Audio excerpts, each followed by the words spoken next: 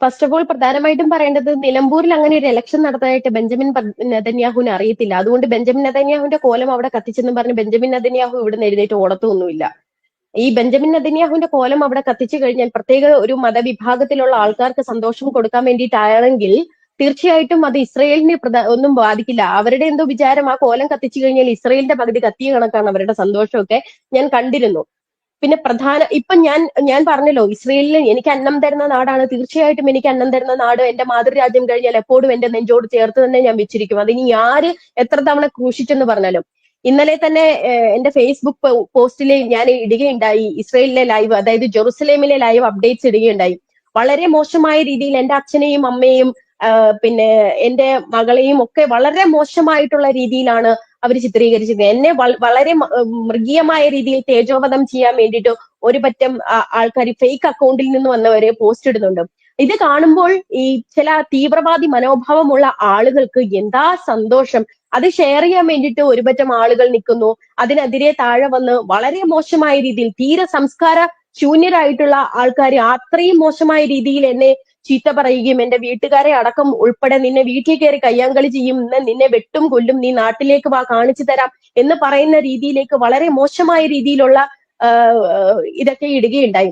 അതിന് വളരെ മോശമായിട്ട് വൃത്തികെട്ട രീതിയിലാണ് ഞാൻ ഇവിടെ വന്നിട്ട് 5 വർഷമായിട്ട് അന്നം തരുന്ന നാട്ടിൽ മാന്യമായി ജോലി ചെയ്തുകൊണ്ടിരിക്കുന്ന എന്റെ ജോലിയെ പോലും വളരെ വൃത്തികെട്ട രീതിയിലാണ് അവർ കമന്റ്സിൽ ഇടുന്നത്. തീർച്ചയായിട്ടും എനിക്കതിനെ, അതായത് നമ്മളൊരു ആക്രമണം ഉണ്ടാകുമ്പോൾ പ്രത്യാക്രമണം എന്ന് പറയുന്ന ഒരു സംഭവം ഉണ്ടല്ലോ. കേരളത്തിലെ പോലീസ് സേനയിൽ ഞാൻ വിശ്വസിക്കുന്നത് കൊണ്ടും സൈബർ പോലീസിൽ ഞാൻ വിശ്വസിക്കുന്നത് കൊണ്ടും അവർക്കെതിരെ ഞാൻ സൈബർ സെല്ലിൽ കംപ്ലൈന്റ് കൊടുത്തിട്ടുണ്ട്.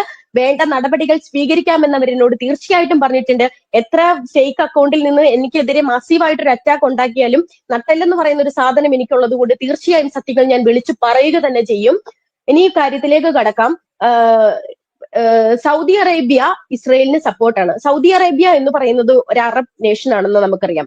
സൗദി അറേബ്യ പോലും ഇസ്രയേലിന് അനുകൂലമായിട്ടാണ് ഇപ്പോൾ നിൽക്കുന്നത്. കേരളത്തിലെ ഒരു പ്രത്യേക ആൾക്കാര്, തീവ്രവാദ മനോഭാവമുള്ള ആൾക്കാരെന്ന് ഞാൻ പറയാം. എല്ലാവരെയും ഞാൻ പറയുന്നില്ല. 5 നേരം നിസ്കരിക്കുന്ന ശരിയായ മുസൽമാൻ നമ്മുടെ കേരളത്തിലുണ്ട്. ഭാരതത്തെ നെഞ്ചോട് ചേർക്കുന്ന ഒരുപറ്റം മുസ്ലിങ്ങൾ നമ്മുടെ നാട്ടിലുണ്ട്.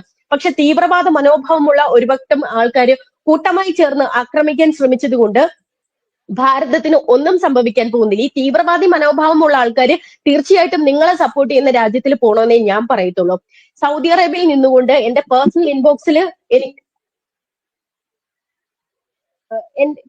ഇൻബോക്സിൽ മെസ്സഞ്ചർ ഇൻസ്റ്റഗ്രാം ഒക്കെ യൂസ് ചെയ്യുന്ന ഒരാളാണ് ഞാൻ.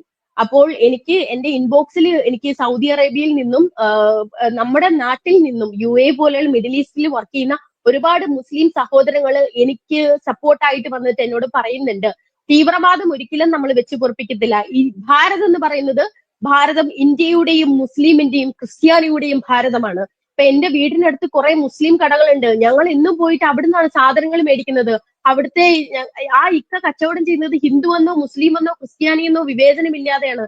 നമ്മൾ ഹിന്ദുവെന്നോ മുസ്ലിമെന്നോ ക്രിസ്ത്യാനിയെന്നോ വിവേചനമില്ലാതെ തന്നെയാണ് പോയിട്ട് അവിടുന്ന് സാധനങ്ങൾ വാങ്ങിക്കുന്നത്.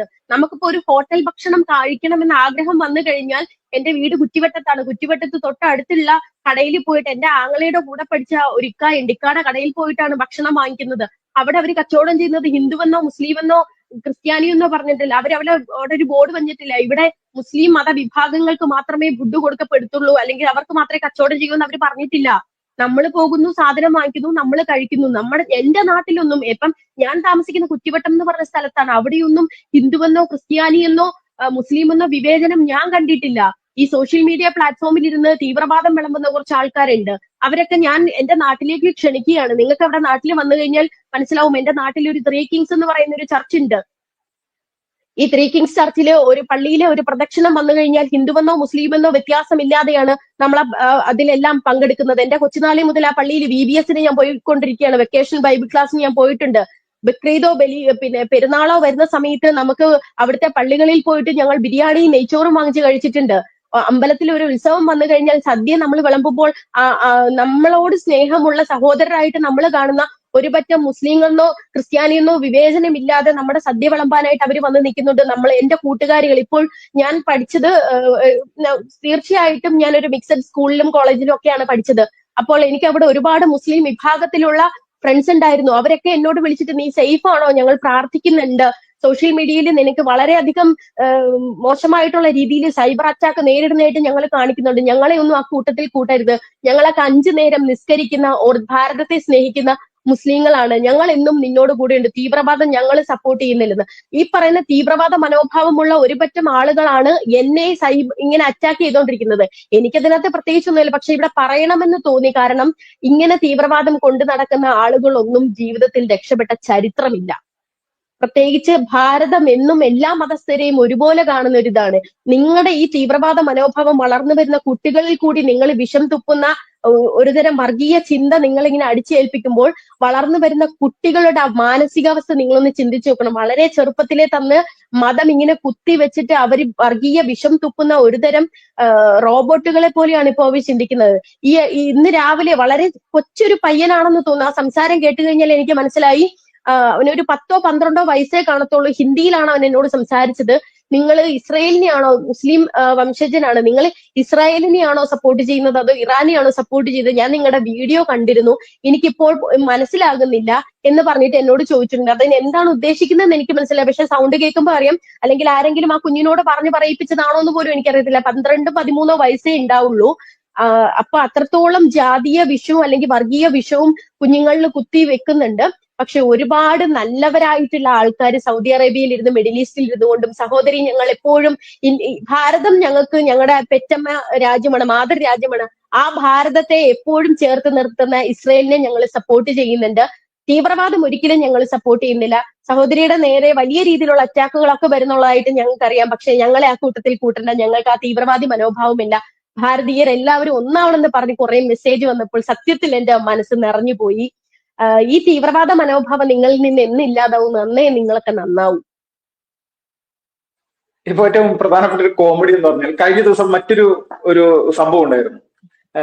ന്യൂഡൽഹി, നമ്മുടെ രാജ്യ തലസ്ഥാനത്ത് ഒരു വലിയൊരു പ്രതിഷേധം നടത്തുന്നു. CPM ആയിരുന്നു ഈ ഒരു പ്രതിഷേധത്തിന് നേതൃത്വം നൽകിയത്. ഇവിടുത്തെ രാജ്യത്തെ പല ഇടതുപക്ഷ സംഘടനകളും ഈ ഒരു പ്രതിഷേധത്തിന്റെ ഭാഗമായിട്ടുണ്ടായിരുന്നു. വിഷയം ഒന്ന് മാത്രമാണ്, ഇറാന്റെ അതിർത്തി കടന്നുകൊണ്ട് ഇസ്രായേൽ നടത്തുന്ന ഈ ഒരു ആക്രമണം. ഈ ആക്രമണത്തിനെതിരെ രാജ്യത്തെ ഇടതുപക്ഷം സംഘടിതമായിട്ട് പ്രതിഷേധിക്കുകയാണ്. ഇന്ത്യ ഇസ്രായേലുമായിട്ടുള്ള എല്ലാവിധ സകല ബന്ധങ്ങളും അവസാനിപ്പിക്കണം, ഇറാന് കൃത്യമായിട്ട് പിന്തുണ കൊടുക്കണം എന്ന് പറഞ്ഞുകൊണ്ടുള്ള ഒരു വലിയ ഒരു പ്രസ്താവനയൊക്കെ ഇതിനോടൊപ്പം തന്നെ CPM-ന്റെ ദേശീയ ജനറൽ സെക്രട്ടറി ആയിട്ടുള്ള MA ബേബി, മലയാളിയാണല്ലോ, അദ്ദേഹം ഇങ്ങനെ ഇറക്കുന്ന ഒരു സാഹചര്യമൊക്കെ നമ്മൾ കണ്ടു.